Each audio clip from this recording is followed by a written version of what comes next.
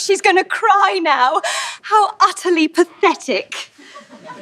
The rain had been falling for 3 days when the Ashworth family gathered at Thornfield Park to celebrate Lucinda's engagement to Sir Robert Hartley.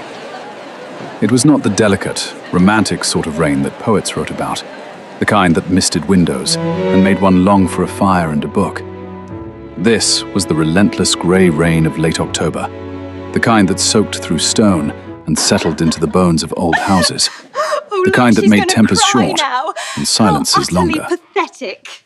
Eliza Ashworth stood at the window of the yellow drawing room, her fingertips pressed against the cold glass. She watched the rain carve rivers down the pane and told herself she was not counting the hours until she could leave. She was 24 years old. She had been to 7 engagement celebrations in the past 3 years, each one for a cousin or a friend or a neighbor's daughter. And she had learned to perform contentment the way one learned to embroider or play a sonata, with practice, precision, and a complete absence of genuine feeling. Behind her, the room hummed with the particular energy of a family occasion. Her mother sat in the corner with her 2 aunts, their heads bent together over wedding fabrics, their voices a constant murmur of silk versus satin, white versus ivory, the merits of pearls, the scandal of short sleeves. Her father stood near the fire with her uncle, both men speaking in the low, satisfied tones of men who had successfully married off a daughter and expected to be congratulated for it. And in the center of the room, surrounded by admirers and well-wishers, sat Lucinda. Beautiful, golden, triumphant Lucinda, accepting compliments as though they were her due, which, Eliza supposed, they were. Lucinda had always been the kind of girl for whom life arranged itself pleasantly. She had been born beautiful. She had remained beautiful. She had learned early that beauty was a currency more valuable than wit or kindness, and she had spent it lavishly. Her engagement to Sir Robert, a baronet with 8,000 a year and an estate in Surrey, was not a surprise. It was an inevitability. The only question had been which of her many suitors she would choose, and she had chosen wisely. A man handsome enough to flatter her vanity, wealthy enough to satisfy her ambition, and dull enough to never challenge her dominance. Eliza turned from the window. The rain had hypnotized her into something like calm, and she did not trust it. She was not beautiful, not in the way Lucinda was beautiful, not in any way that mattered in drawing rooms and ballrooms. She was brown-haired, where Lucinda was gold, sharp-featured, where Lucinda was soft, and she had never learned to make her face say things it did not mean. When she was bored, she looked bored. When she was angry, she looked angry. And when she was hurt, which was more often than she would admit to anyone, including herself, she looked as though she might say something she would later regret. She had said many things she later regretted. It was, her mother often reminded her defining characteristic. The door opened, and Eliza felt the shift in the room before she understood what had caused it. The conversation did not stop. That would have been too obvious. But it changed. Voices became more careful. Postures became more correct.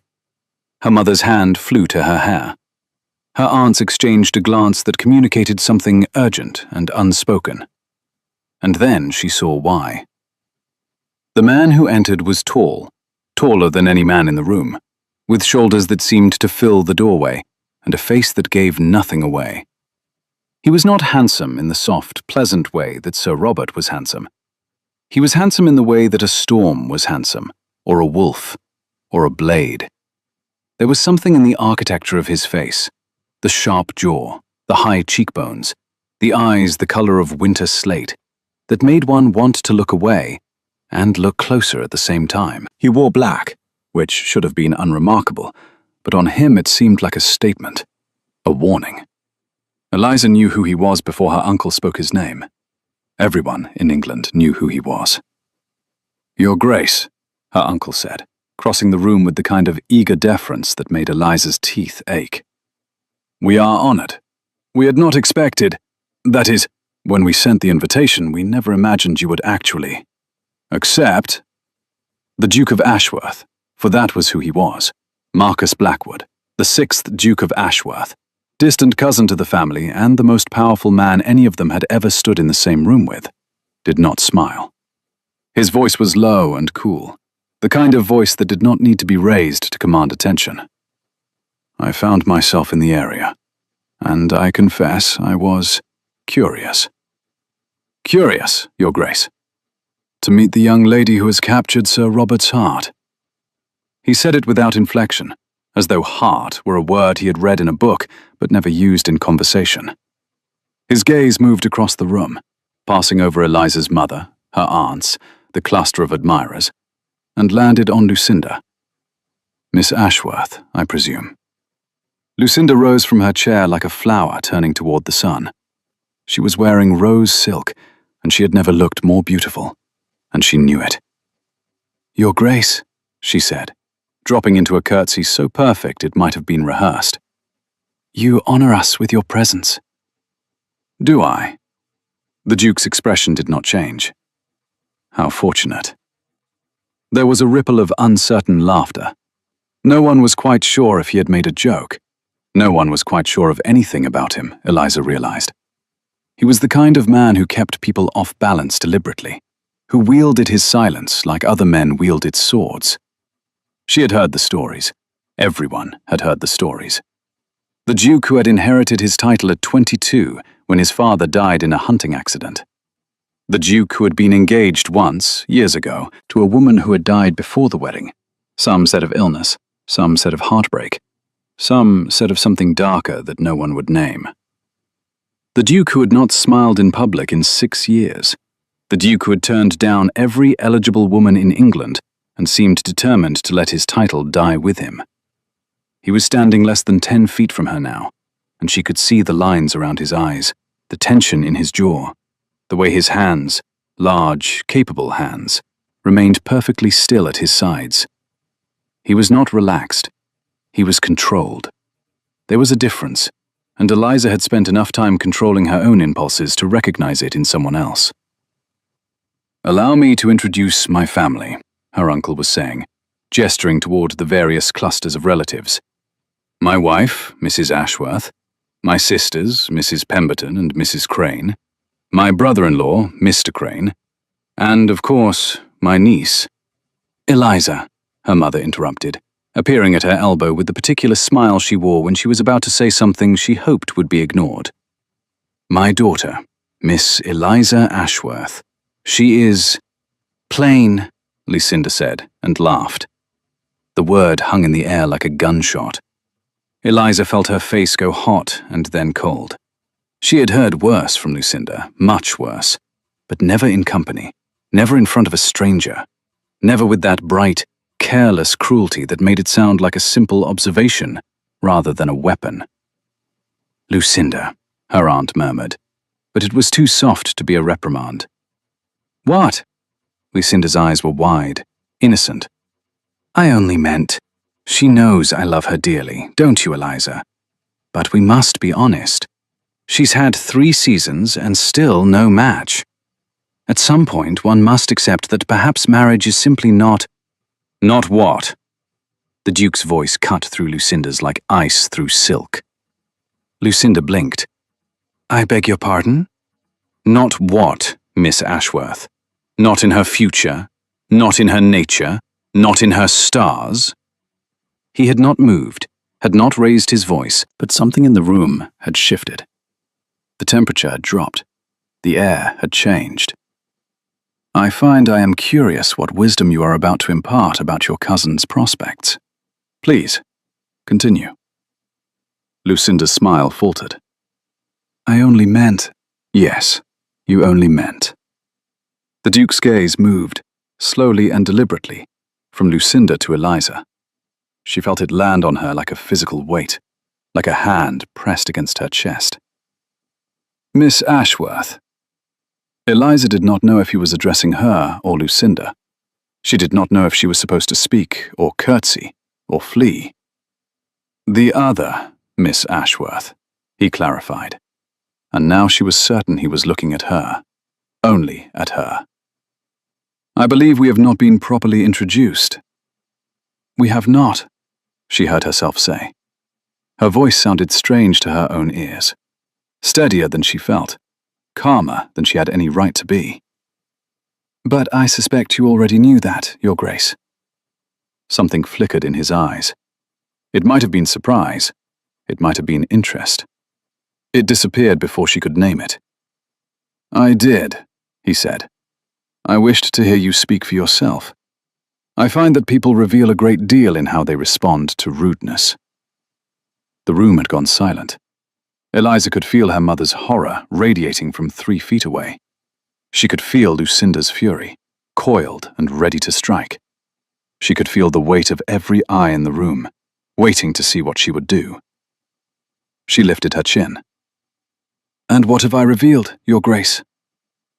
"That you have restraint." He paused. "And that your restraint is costing you something." She did not know how to respond to that. No one had ever seen her restraint as anything other than good breeding. No one had ever suggested it might be a sacrifice. "Perhaps," she said, "it costs less than the alternative." "Does it?"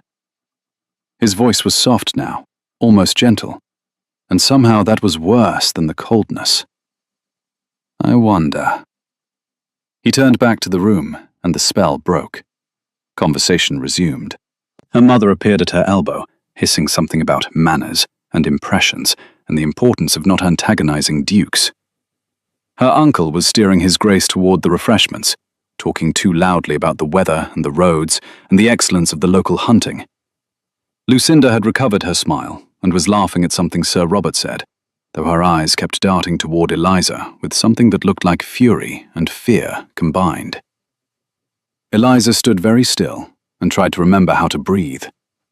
The Duke had defended her. Or, no, that was not quite right. He had not defended her. He had simply refused to let Lucinda's cruelty pass unremarked.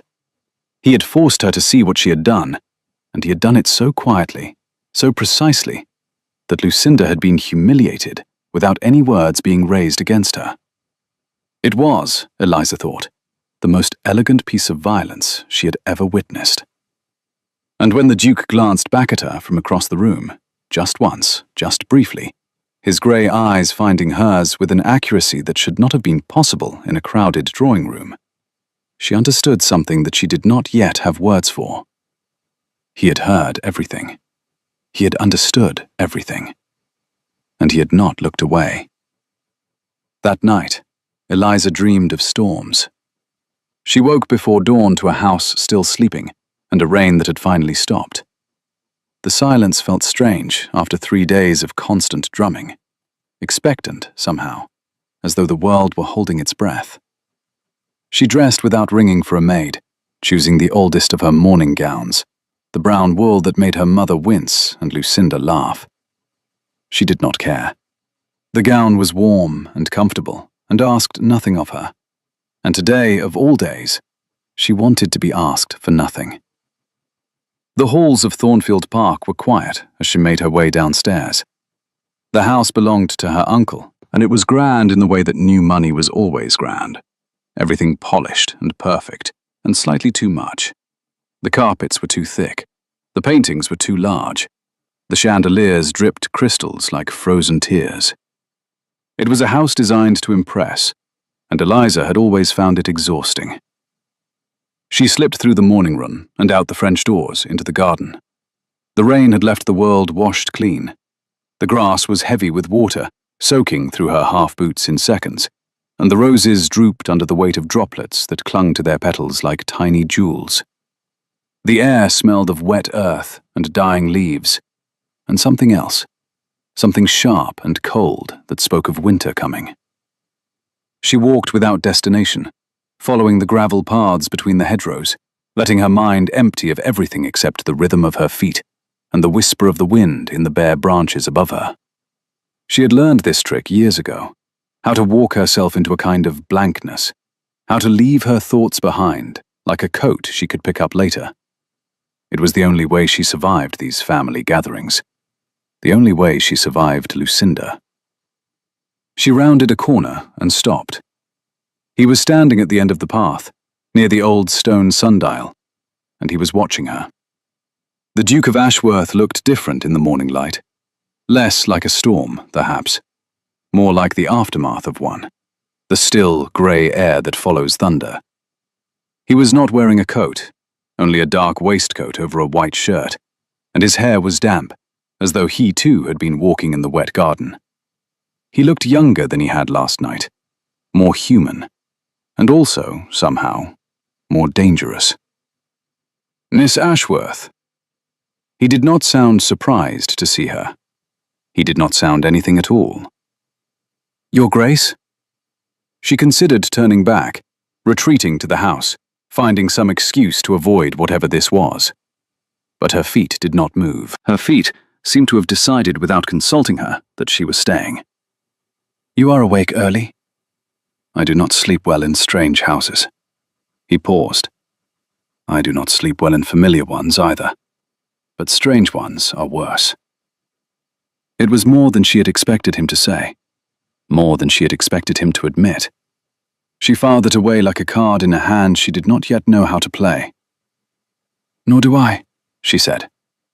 I find that lying in the dark gives my mind too much room to wander. Where does it wander?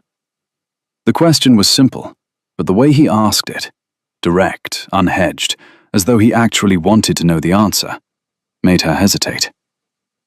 Nowhere useful, she said finally. Nowhere I would choose to go. He nodded, as though this made perfect sense, and turned back to the sundial. It was old, older than the house, carved from grey stone that had worn smooth with centuries of weather. The words around its face were half illegible now, but Eliza knew what they said. Tempus fugit. Time flies. I owe you an apology, the Duke said, not looking at her. Do you? For my behavior last night. I embarrassed your cousin, and by extension, I embarrassed you. That was not my intention. What was your intention?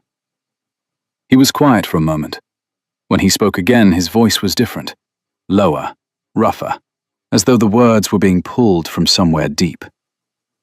I intended to make her feel 1/10 of what you must have felt hearing those words.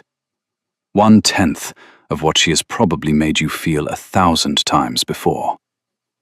He turned his head, and his eyes met hers. Was I wrong? Eliza did not answer. She could not answer.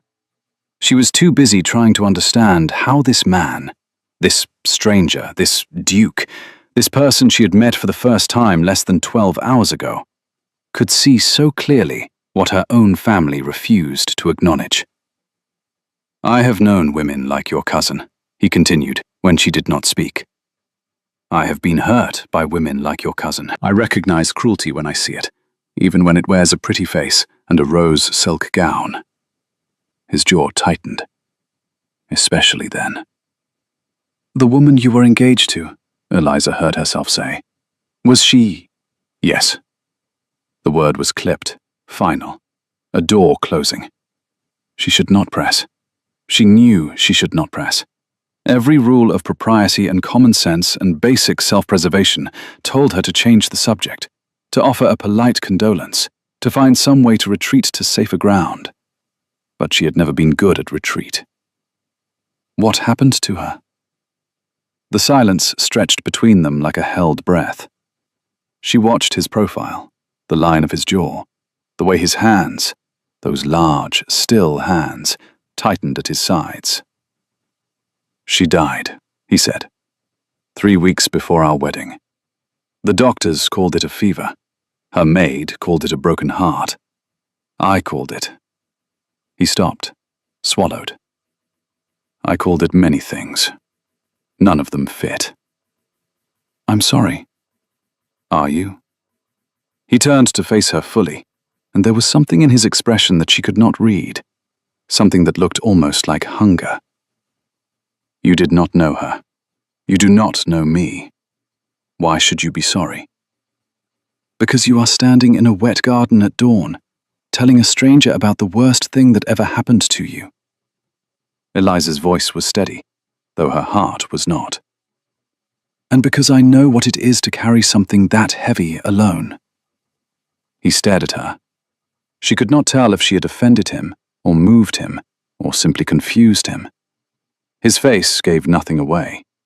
It was like trying to read the surface of a frozen lake, smooth and impenetrable, and possibly hiding something vast and dark beneath.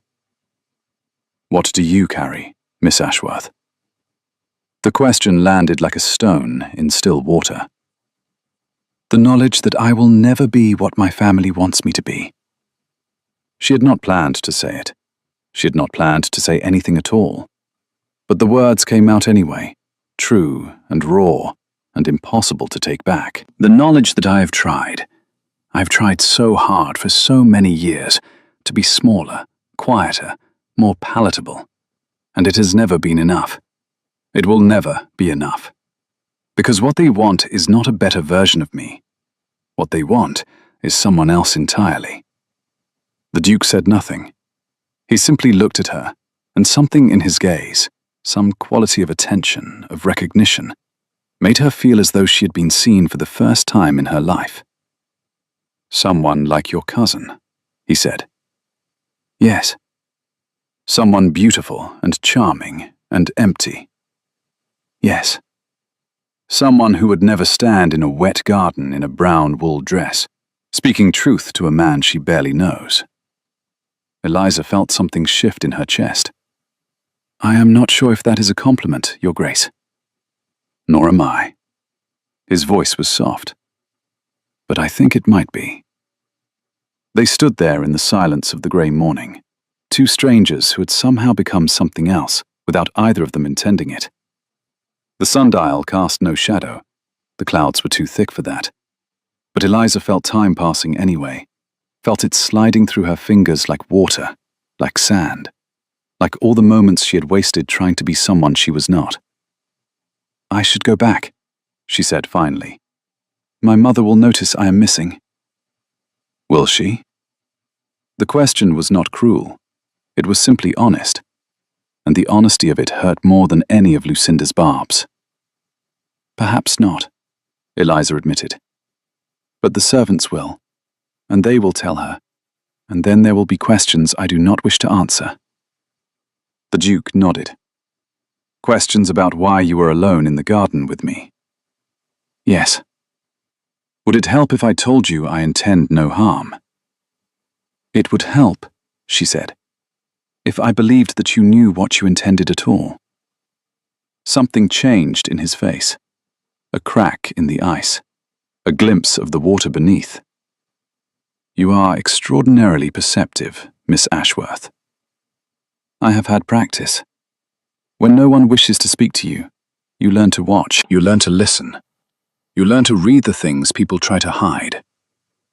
"And what do you read in me?" She should lie. She should deflect. She should say something clever and evasive and safe. She did none of those things. "Grief," she said. "Guilt. Anger you have held so long it has become part of you. And underneath all of it, something that looks like hope but is terrified to name itself." The Duke went very still. "You see too much." "I know." Eliza smiled, though there was no joy in it. "It is my other defining characteristic, along with speaking when I should stay silent, and staying silent when I should speak." "Which is this?" he asked. "Speaking or silence?"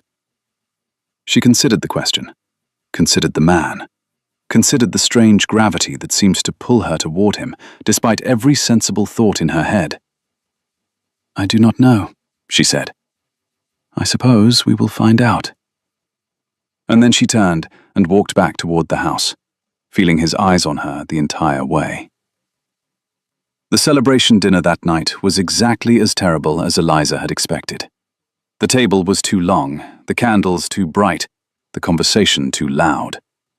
Her mother had seated her at the far end, between an elderly aunt who was half deaf, and a young cousin who had not yet learned to say anything that was not about horses. It was, Eliza understood, a deliberate exile, punishment for some unnamed crime, or perhaps simply a reflection of her value in the family calculus. The Duke sat at the opposite end, near Lucinda and Sir Robert, and all the people who mattered. He did not look at Eliza. He did not seem to be looking at anyone at all. He answered questions when asked, ate when food was placed before him, and maintained an expression of such perfect neutrality that Eliza found herself wondering if he had practiced it in a mirror, or if it came naturally to men who had spent 6 years building walls around themselves. "More wine, miss?" A footman appeared at her elbow. "Yes, thank you." She should not. She knew she should not. Wine made her honest, and honesty at family gatherings was a weapon she could not afford to unsheath. But she was tired.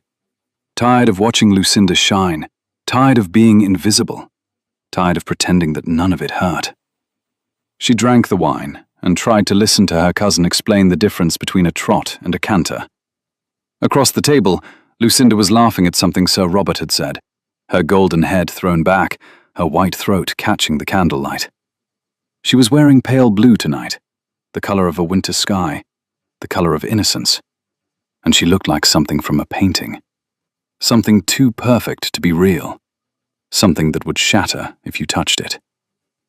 "She is quite beautiful, isn't she?" Eliza turned. The elderly aunt, Aunt Millicent, she remembered now, was squinting at her through spectacles that were at least a decade out of fashion. "Lucinda?" Eliza managed. "Yes, she is." "You don't like her." It was not a question. Eliza opened her mouth to deny it, to produce some polite fiction that would smooth over the moment, but Aunt Millicent was already shaking her head. "Don't bother lying, child. I'm too old and too deaf to care about manners. I've watched that girl since she was in pinafores. She's got a mean streak a mile wide, and she hides it behind that pretty face." The old woman leaned closer, her breath smelling of sherry. "But you know what's worse than being mean?" "What?" "Being mean to family." Aunt Millicent's eyes were sharp despite her years. "You can be cruel to strangers and the world will forgive you. Be cruel to your own blood, and it tells everyone exactly what you are." Eliza did not know what to say. She had not expected wisdom from this quarter. She had not expected anything from this dinner except survival. "You're a good girl," Aunt Millicent continued. "Difficult, mind you. Too clever for your own good, but good. Don't let them convince you otherwise." Eliza's voice caught. "Thank you." "Don't thank me. Just survive. That's what women like us do." The old woman patted her hand and turned back to her plate, and Eliza was left staring at her wineglass, trying to understand what had just happened. A burst of laughter from the other end of the table drew her attention. Lucinda was telling a story, something about a ball she had attended, a gown she had worn, an admirer she had spurned. Sir Robert was watching her with the glazed devotion of a man who had never learned to look beneath surfaces. The other guests were leaning in, smiling, charmed. All except one. The Duke was watching Lucinda too, but his expression was different. It was the expression of a man cataloguing information, filing it away, building a case. And then his eyes lifted, and he was looking at Eliza. The moment lasted only a second, a single heartbeat, a single breath. But in that second, something passed between them. An acknowledgement, a recognition, a silent message that she could not quite decipher, but understood anyway. "I see you," his gaze said. "I know what you are surrounded by. I know what you endure." She did not look away. She could not look away. And when Lucinda's voice cut through the moment like a blade, "Of course, poor Eliza could never understand the pressures of too many suitors." Eliza did not flinch. She simply held the Duke's gaze and let herself feel, for the first time in years, that she was not entirely alone. The evening ended late, after port and cards and interminable conversation, and Eliza escaped to the library the moment she could do so without drawing comment. The library at Thornfield Park was the one room she genuinely liked. It was small by the standards of the house. Her uncle was not a reading man, but it was warm and quiet, and filled with the particular smell of old paper and leather that always made her feel safe. She closed the door behind her and leaned against it, letting the silence settle around her like a blanket. She had survived. Another dinner, another evening, another performance of the pleasant, unremarkable daughter that her mother wanted her to be. She was exhausted in a way that had nothing to do with physical tiredness.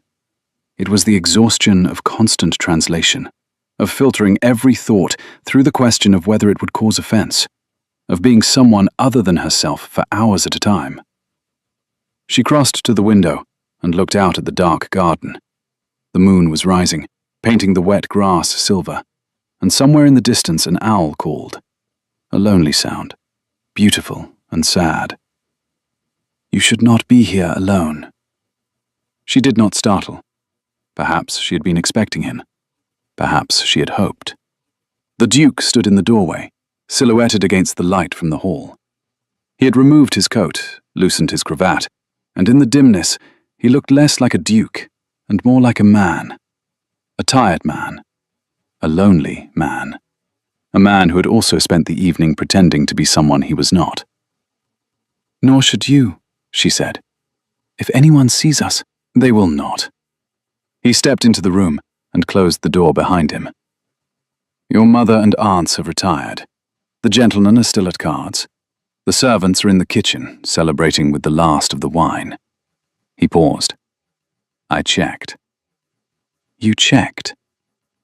"I wanted to speak with you, alone, without the performance." Eliza's heart was beating very fast. She told herself it was fear. This was improper, this was dangerous, this could ruin her if discovered. But she knew it was not. She was not afraid of him. She was afraid of herself, of what she might say, might feel, might want, if she let herself. "What did you wish to speak about?" He moved closer, not threateningly. There was nothing aggressive in his approach, but with a kind of deliberate intentionality that made her breath catch. "I wish to apologize again for what your cousin said at dinner. That was not your fault." "No, but I sat there and listened to it, and I did nothing." "What could you have done?" "I could have challenged her, publicly, humiliated her the way she humiliated you." His voice was rough. "I considered it. I came very close." "And why didn't you?" "Because it would have made things worse for you. Because she would have found a way to blame you for my interference.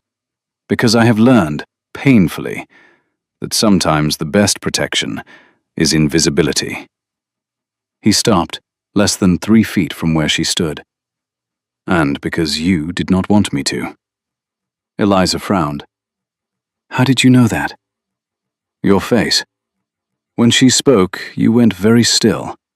But you did not look at me. You deliberately did not look at me. And I understood that you were telling me something." He tilted his head, studying her. "You were telling me to let it pass." She had not known she was doing that. She had not known she was communicating anything at all. But now that he said it, she understood that he was right. "If you had intervened again," she said slowly, "it would have become about you, about what you thought of her, about defending me, and then I would have been reduced to someone who needed protecting, someone who could not fight her own battles." "Can you?" "Fight my own battles?" She smiled, though it hurt. "I do not know. I have never been allowed to try. Every time I open my mouth to defend myself, I am told I am being difficult, ungrateful, unfeminine. And so I have learned to stay silent.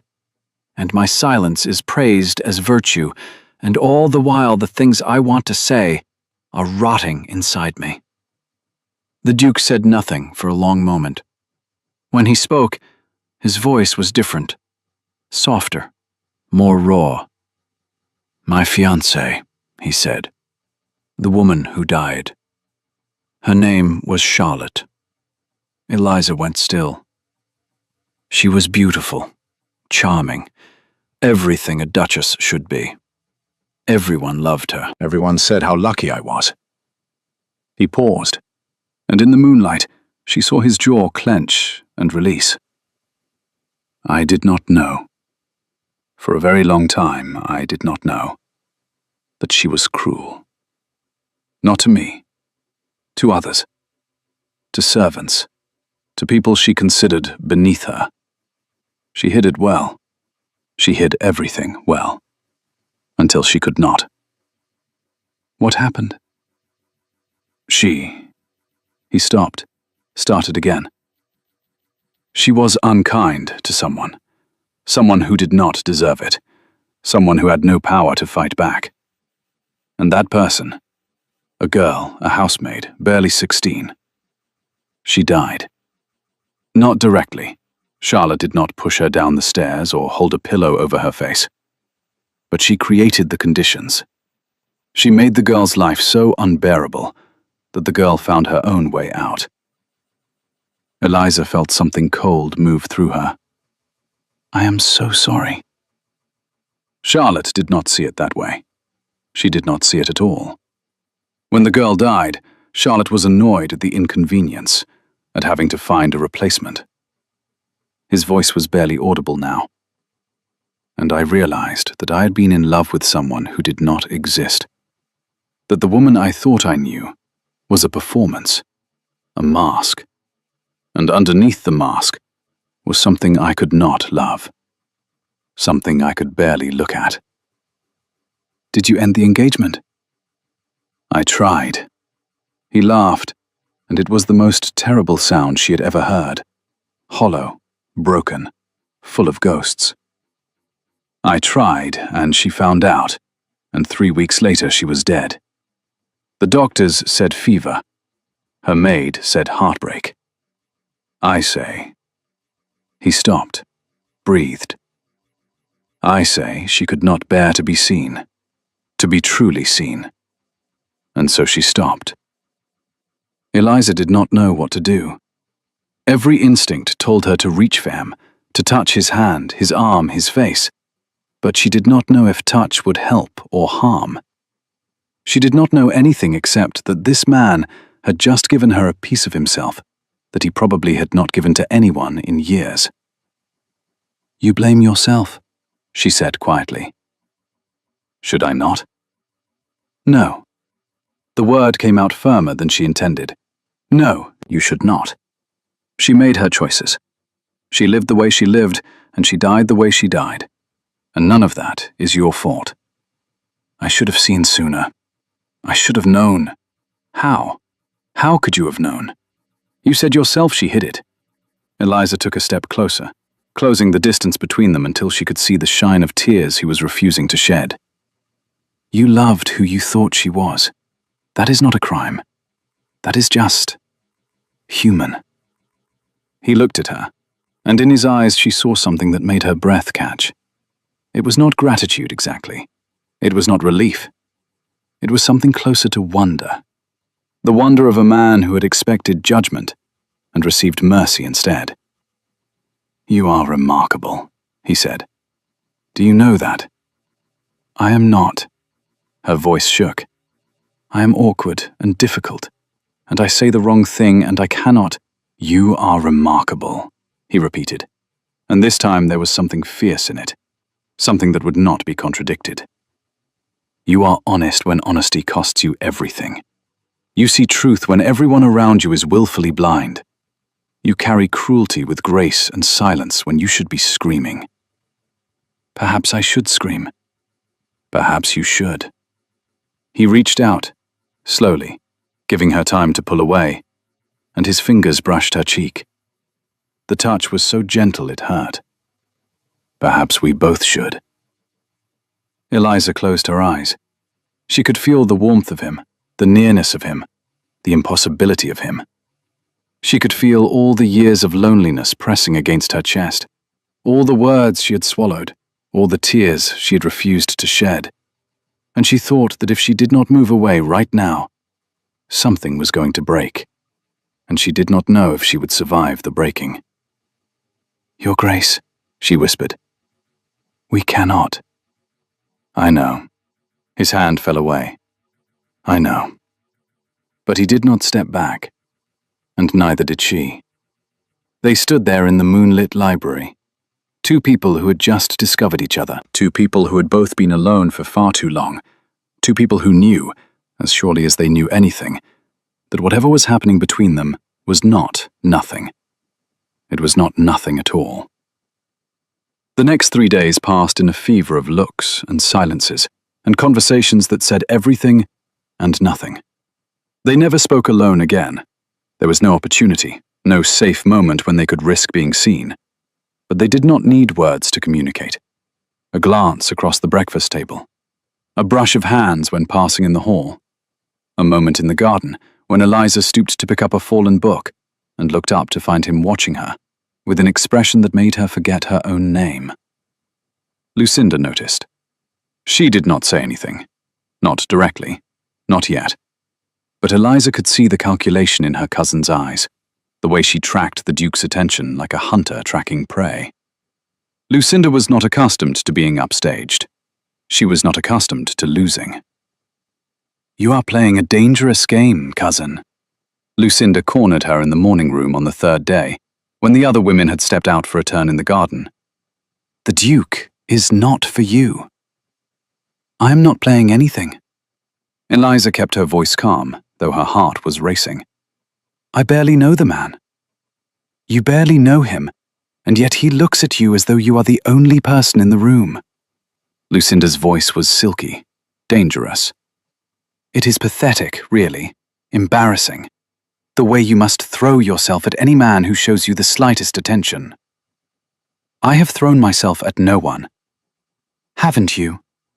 Lucinda stepped closer, and for a moment, Eliza saw the cruelty beneath the beautiful face, saw the cold, calculating thing that lived behind those innocent blue eyes.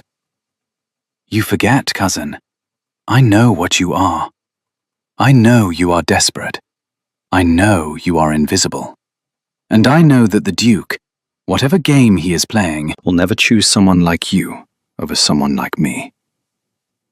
Eliza felt the words land like blows. She felt them burrow into the soft places inside her, the places she had spent years trying to protect. She felt her eyes sting with tears she would not shed.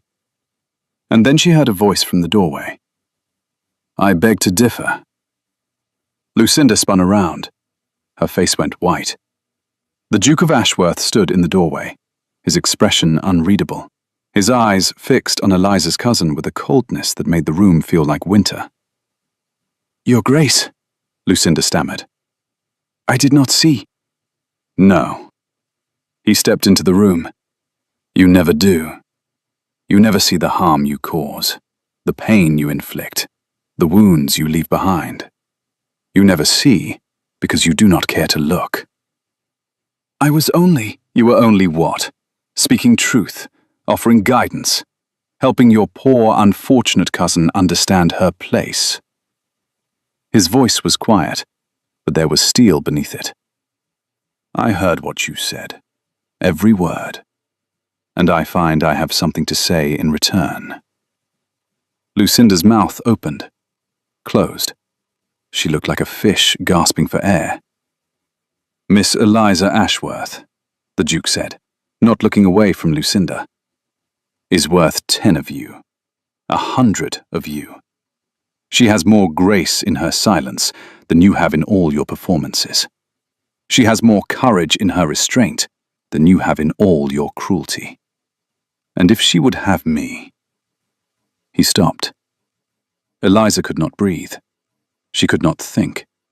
She could not do anything except stand there and stare at the man who had just dismantled her cousin's cruelty and was now turning toward her with something in his eyes that looked like hope and terror combined. "If she would have me," he said again, and this time his voice was softer, meant only for her. "I would spend the rest of my life proving that she is exactly what I want, exactly who I want. No one else." The room was silent. Lucinda made a small, strangled sound and fled. Eliza did not watch her go. She could not look away from the Duke's face. "You should not have done that," she whispered. I should have done it sooner. He took a step toward her. I should have said it the first night. The moment I heard her laugh at you, I should have. She will never forgive you. She will tell everyone. Let her. Another step. Let her tell the world that the Duke of Ashworth heard her cruelty and called it what it was. Let her tell them that I defended you. Let her tell them that I am in love with you. Eliza's heart stopped. You... what? I love you. The words fell from him like stones, like confessions, like prayers. I have loved you since you stood in that garden and told me the truth about myself. I have loved you since you looked at me without fear and without expectation and without wanting anything from me except honesty. I have loved you, Eliza Ashworth, and I do not know how to stop, and I do not want to try. She was crying now. She could feel the tears on her cheeks, warm and salt, and impossible to stop. I am not what you need, she said. I am difficult and awkward, and I say the wrong things. You say the right things, the true things, the things everyone else is too cowardly to say. I will embarrass you. You could never embarrass me. I am not beautiful. You are. He closed the distance between them and took her face in his hands, those large, gentle hands that she had watched for days, that she had dreamed about, that she had wanted without letting herself name the wanting. You are beautiful. Not in the way the world understands beauty. Not in the way that gets painted and praised and put on display. You are beautiful in the way that matters, in the way that lasts. She closed her eyes. She felt his thumbs brush away her tears.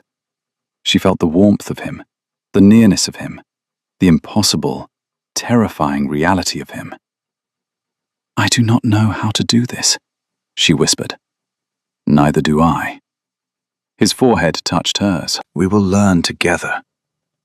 When he kissed her, softly, carefully, as though she were something precious that might break, Eliza understood, for the first time in her life, what it meant to be chosen. Not because she was beautiful, not because she was convenient, not because she fit some idea of what a woman should be, because she was herself, difficult and honest and imperfect and real. And he wanted her anyway. He wanted her because. The scandal broke over breakfast the next morning like a wave over a small boat. Lucinda had told her mother, who had told Eliza's mother, who had told everyone else, and by the time Eliza came down to the dining room, the entire family was waiting with expressions that ranged from horrified to furious to delighted in the particular way that meant someone else's misfortune was providing excellent entertainment. Is it true? Her mother's voice was shaking. Is it true that the Duke, that you and the Duke? Yes. Eliza sat down and reached for the toast. Her hands were not trembling. Her voice was not trembling. Something had changed in her since yesterday. Some wall had fallen, some chain had broken, and she found that she no longer cared what they thought. The Duke has proposed. I have accepted. The silence that followed was deafening. You accepted? Her mother repeated, as though the words were in a foreign language. You accepted a proposal from a duke? Is that so difficult to believe? Yes. Lucinda's voice cut through the stunned quiet like a blade. Yes, it is. Because he was supposed to.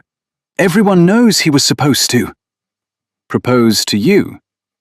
Eliza looked at her cousin and saw for the first time how small Lucinda really was, how frightened, how desperate to matter, to shine, to be the center of everything. Is that what you thought? That you would add a duke to your collection alongside Sir Robert? I didn't mean... You always mean. Eliza stood up, leaving her toast untouched. You meant every cruel word you ever said to me. You meant every laugh, every taunt, every casual destruction of my confidence. You meant it, Lucinda, because meaning it made you feel powerful, made you feel better about yourself. Eliza, her mother's voice was sharp. You will not speak to your cousin that way. Why not? Eliza turned to face her mother.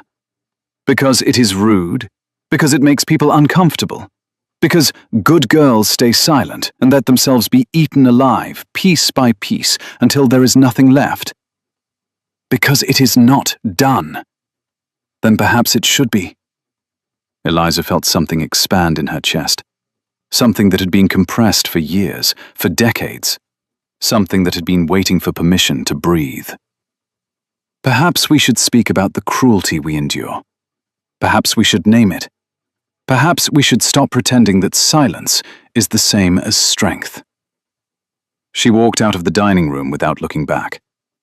She found the Duke in the garden, standing by the old sundial, waiting for her as though he had known she would come. They know, she said. I assumed they would. They are not pleased. I assumed that as well. She stopped beside him and looked at the sundial, at the worn words around its face. Tempus fugit. Time flies. My mother thinks I have ruined myself, she said. My cousin thinks I have stolen something that belonged to her. My aunt thinks I have acted above my station. And what do you think? Eliza considered the question. Considered the sun breaking through the clouds for the first time in days, painting the garden in gold and green.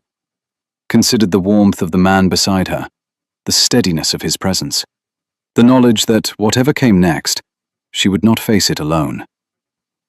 I think, she said slowly, that I have spent my entire life trying to be small enough to fit into the space they made for me. And I think I am done. I think I would rather be too much than not enough. The Duke took her hand. His fingers wove through hers, warm and strong. You are not too much, he said. You are exactly the right amount. It is the space that was wrong. She turned to look at him, this man who had seen her, truly seen her, from the very first moment. This man who had recognized her pain and named it. This man who had chosen her, not despite who she was, but because of it. I love you, she said. The words came easily now, like water finding its path downhill. I did not know that I could. I did not know that I was allowed. But I love you, and I'm not going to apologize for it. He smiled. It was the first real smile she had seen from him. Not a polite curve of the lips, not a practiced expression, but a smile that came from somewhere deep and true and human. It transformed his face. It made him look like a man who had just discovered something he thought was lost forever. Nor should you, he said. Nor will I. And when he kissed her again, there in the sunlit garden, Eliza understood that this was what it felt like to come home. Not to a place, but to a person. Not to safety, but to something better. To recognition. To acceptance. To the particular grace of being known. The wedding was small, against all tradition and expectation. Eliza had wanted it that way, and the Duke, Marcus, she called him now when they were alone, had agreed immediately. A large wedding would have meant Lucinda and her mother and all the rest of them, watching from the pews with their false smiles and their real resentment. A small wedding meant only the people who mattered. They married in the chapel at Ashworth Hall, the Duke's ancestral estate, on a cold December morning when the world was white with frost. Eliza wore grey silk, not white, not ivory, but the silver grey of winter dawn, of storm clouds breaking, of something ancient and unforgiving learning to soften. Her Aunt Millicent sat in the front pew, clutching a handkerchief and weeping, with what Eliza suspected was genuine joy. The vows were simple. The promises were enormous. I will see you, Marcus said, his voice rough with emotion. Every day I will see you. The real you. The difficult, honest, extraordinary you. I will not look away. I will stay, Eliza answered. When it is hard, when you are grieving, when the ghosts of the past come calling, I will stay, and I will remind you that you are not the man you were before, but we are both becoming something new. And afterward, when they walked out of the chapel into the cold, bright morning, Eliza looked up at the sky, clear and endless and full of possibility, and felt something she had never felt before. She felt free. 3 years passed like a held breath, like a prayer, like a slow unfurling of everything that had been compressed and hidden and waiting. Eliza learned the shape of her husband, not just his body, though she learned that too, learned the scar above his left eyebrow, and the silver flecks in his eyes, and the way his hands trembled when he touched her, as though he could not quite believe she was real. She learned his silences and his fears. She learned the dreams that woke him in the night, and the memories that made his jaw tighten, and the words he could not say even after all this time. And he learned her temper and her impatience, and her tendency to say exactly the wrong thing at exactly the wrong moment, her fear of being invisible, her terror of being too much, the way she cried when she was angry, because her body did not know how else to express the enormity of feeling, and the way she laughed when she was nervous, and the way she went quiet and still when she was truly happy, as though she needed all her attention to hold the joy. They fought. Of course they fought. Two people who had spent their lives building walls did not tear those walls down without debris, without casualties, without moments when the old defenses rose up and demanded recognition. But they learned to fight in ways that did not destroy. They learned to say, "I am hurt," instead of, "You are wrong." They learned to reach for each other, even when reaching felt like surrender. And slowly, gently, like spring returning after a long winter, they learned to be happy.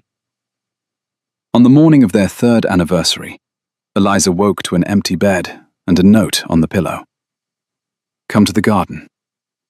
She dressed quickly, not bothering with stays or elaborate hair, and made her way outside. The garden at Ashworth Hall was different from the one at Thornfield Park. Older, wilder, full of roses that had been growing since the house was built 300 years ago. In spring, it smelled like heaven. In winter, when the roses were sleeping, it smelled like potential. Marcus was standing by the fountain at the garden's center. He was holding something, a small bundle wrapped in a blanket, and when Eliza got closer, she saw his face, and her heart stopped. He was crying. "What is it?" She rushed toward him. "What's wrong?" "Nothing is wrong." His voice was choked with something that was not grief. "Nothing is wrong, Eliza. Everything is. Look." He turned the bundle so she could see. A baby. A tiny, perfect, sleeping baby, with dark hair and a rosebud mouth, and the smallest hands Eliza had ever seen. "I don't understand," she whispered. "The vicar's wife, her sister. She died in childbirth last week." Marcus's voice was shaking. There was no family, no one to take the child. They were going to send her to the parish, to the workhouse, and I could not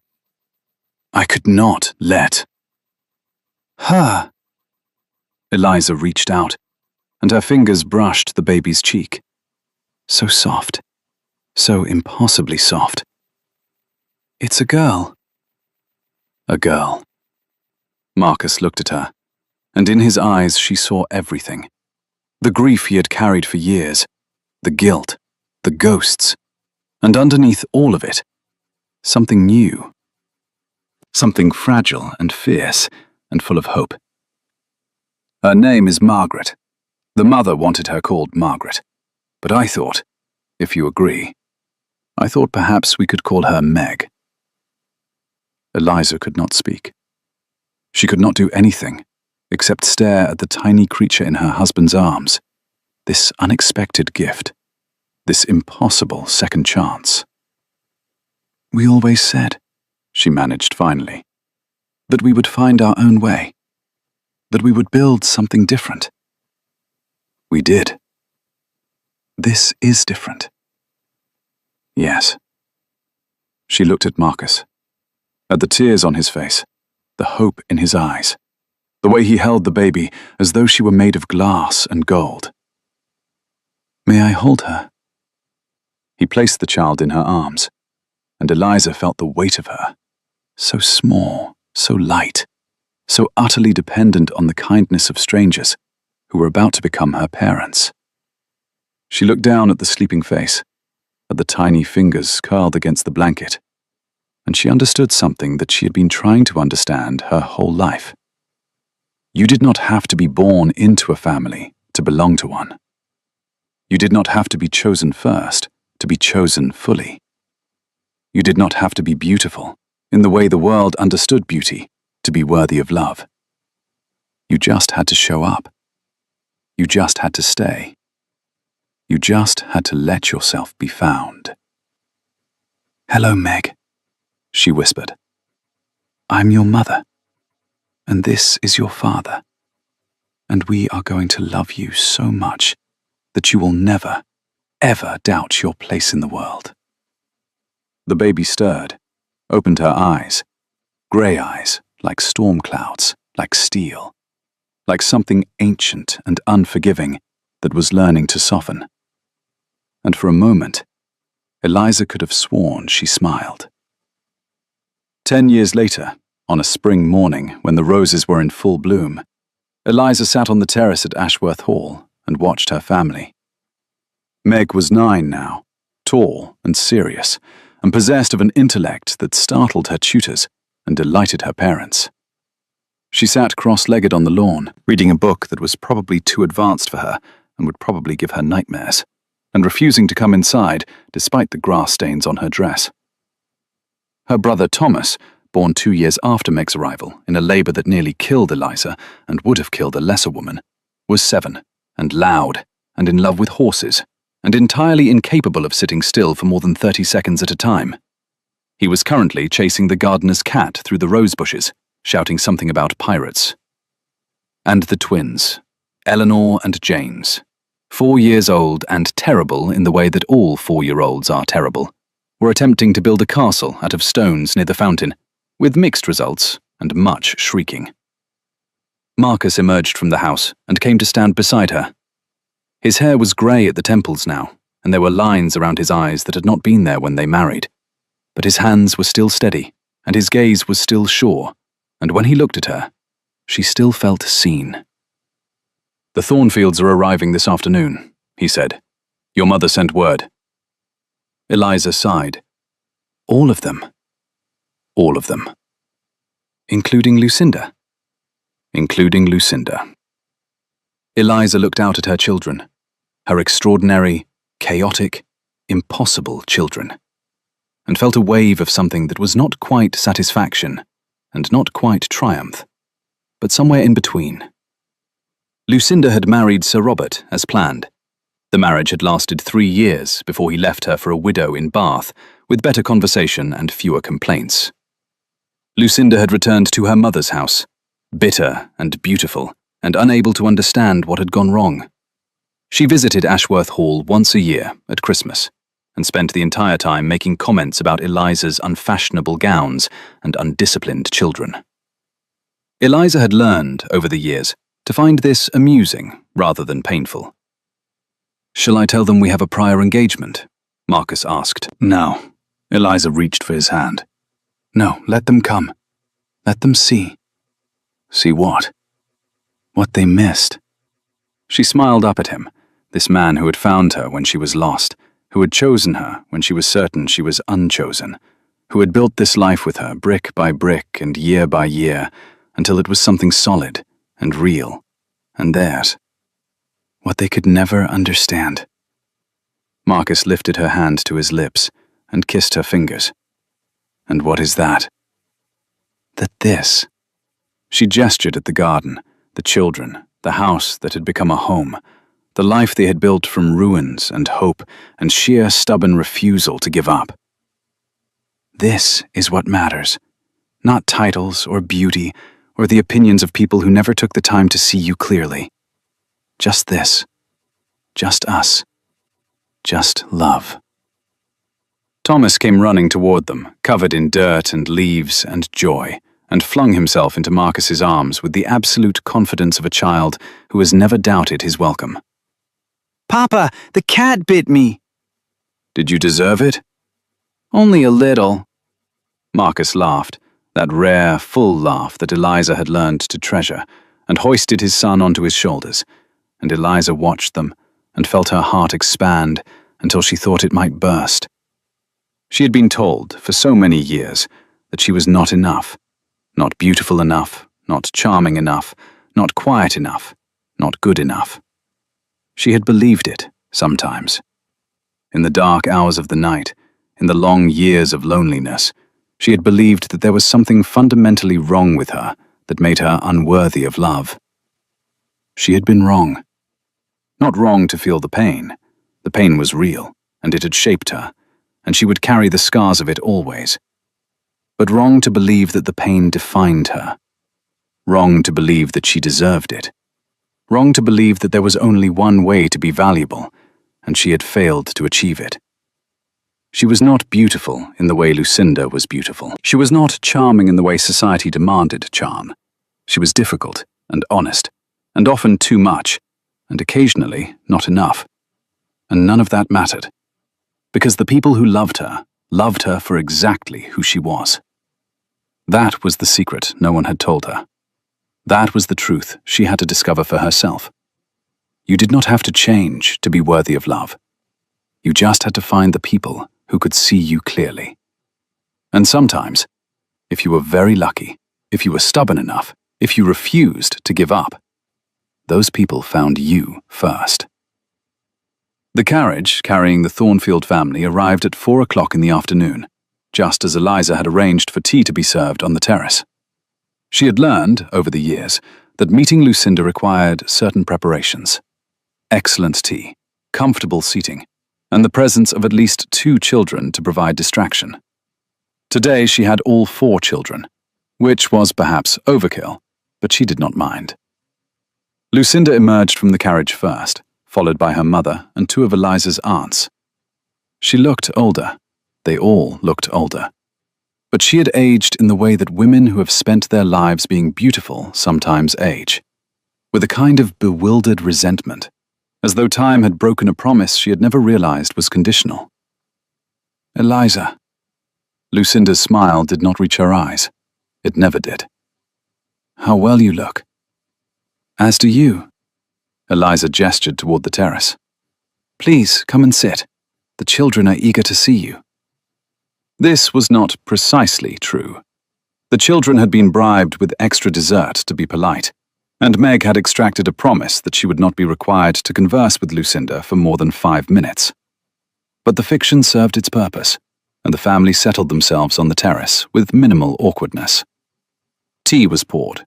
Sandwiches were consumed. The twins displayed their rock collection to an audience that was politely indifferent. Thomas demonstrated his ability to whistle through his fingers, which impressed no one but himself. And Meg, brilliant, serious, extraordinary Meg, sat quietly with her book and watched everything with eyes that missed nothing. The children are growing so fast, Eliza's mother said, in the tone of someone searching for something positive to say. Before you know it, you'll be bringing Meg out into society. Will I? Eliza smiled. I rather thought I'd let her decide for herself what she wants to do with her life. But surely, Margaret wants to study medicine, Marcus said, appearing at Eliza's side with a fresh pot of tea. She has informed us that she intends to attend university and become a surgeon. The silence that followed was exactly as satisfying as Eliza had imagined. A surgeon? Lucinda's voice was faint with horror. But she's a girl. Yes. Marcus's tone was mild. We had noticed. And you're going to let her? We are going to support her in whatever path she chooses. Eliza met Lucinda's eyes and held them. That is what parents do, is it not? Support their children's dreams, rather than forcing them into shapes they were never meant to fill. Lucinda's mouth opened, closed. For once, she had nothing to say. Meg looked up from her book, met Eliza's eyes, and smiled. It was a small smile, private and knowing. The smile of a child who understood that she was being defended and appreciated it more than words could express. "May I be excused?" Meg asked. "I want to show Grandmother the new litter of kittens in the stable." "Of course, darling." Meg rose, tucked her book under her arm, and held out her hand to Eliza's mother, with all the grave politeness of a future surgeon and a current child who had learned exactly how to manage adults. "Grandmother, the orange one is my favorite. I named her Clementine." They disappeared toward the stables, and Eliza watched them go with a heart that felt impossibly full. This was what she had wanted, she realized. Not the title, not the house, not even the love, though she wanted that too, wanted it desperately. What she had wanted, more than anything else, was this: the chance to raise children who knew they were seen, who knew they were valued, who would never, ever doubt their place in the world. She had been that doubting child once. She had been the girl at the window, watching the rain, wondering if she would ever matter to anyone. Now she was the woman on the terrace, watching her daughter walk away with her head held high, knowing that whatever challenges lay ahead, Meg would face them with the knowledge that she was loved exactly as she was. That was the gift Eliza could give her. The gift no one had given Eliza. And it was enough. It was more than enough. It was everything. Later that night, after the family had gone, and the children were in bed and the house had settled into the particular quiet of evening, Eliza found Marcus in the library. He was standing at the window, looking out at the moonlit garden, and something in his posture made her pause in the doorway. "What are you thinking about?" He turned, and she saw the shine of unshed tears in his eyes. "Charlotte," he said quietly. "I was thinking about Charlotte." Eliza crossed the room and stood beside him. She did not touch him yet. She had learned to wait, to let him come to her when he was ready. "What about her?" "I was thinking." He paused, swallowed, tried again. "I was thinking that she would not recognize me now. The man I was when I knew her, angry and cold, and so convinced that the only way to survive was to feel nothing. That man is gone. And in his place," he gestured at the room around them, at the house, at the life they had built. "In his place is this. This person who can laugh at his children's jokes, and cry at his wife's kindness, and feel everything, all the time, without fear. Is that a good thing or a bad thing? It is a terrifying thing." He turned to face her fully. "It is a terrifying thing, and I would not give it up for anything." Eliza reached for him then, and he came to her, folding himself into her arms with a sigh that seemed to release years of tension, years of grief, years of carrying weights he had never asked to carry. "I love you," he said into her hair. "I love you so much it frightens me sometimes." "I know." She held him tighter. "I know exactly what you mean."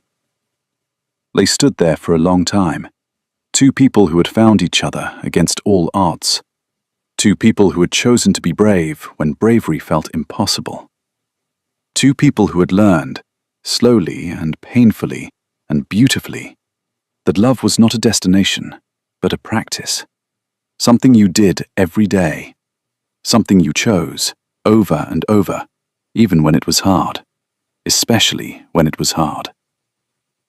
"Come to bed," Eliza whispered finally. "In a moment." Marcus pulled back, looked at her with those grey eyes she had learned to read like a language. "I just want to look at you for a moment." "Why?" "Because you are beautiful." He smiled, and it was the smile she had fallen in love with, rare and real, and meant only for her. "Because you saved my life. Because I am so grateful every single day that you walked into that garden in your brown wool dress and told me the truth." "What truth?" "That it was all right to be seen, but it was all right to feel. That the walls I had built were not protecting me, they were imprisoning me." He took her face in his hands, those large, gentle hands that had learned every curve of her body and every corner of her heart. "You set me free, Eliza, and I will spend the rest of my life trying to be worthy of that gift." "You don't have to be worthy." She covered his hands with her own. "You just have to be here. That's all I ever wanted. Just you. Present. Staying. I am staying. I know. Always. I know." And when he kissed her, softly, tenderly, with all the love he had spent 6 years learning how to feel again, Eliza understood, finally and completely, what happiness meant. It did not mean the absence of pain. It did not mean that everything was perfect. It did not mean that the ghosts of the past had disappeared, or that the challenges of the future would not come. It meant that whatever came, they would face it together. That they would choose each other over and over, even when choosing was hard. That they would build something real and lasting and true, not out of perfection, but out of persistence. Love was not a feeling. It was a decision. And they had decided. We chose. We stayed. We were bound.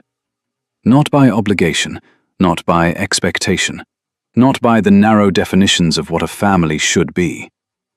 Bound by something deeper, something that could not be named, but only lived. In the garden, the roses continued to bloom. In the house, the children continued to grow. And in the library, two people who had once believed they would be alone forever held each other in the moonlight and knew, with a certainty that required no proof, that they had found their way home. This is where the story ends, not with a wedding, though there was one, not with a kiss, though there were many, but here, in the quiet of an ordinary evening, in the arms of someone who sees you whole. That is the only ending that matters. That is the ending that lasts.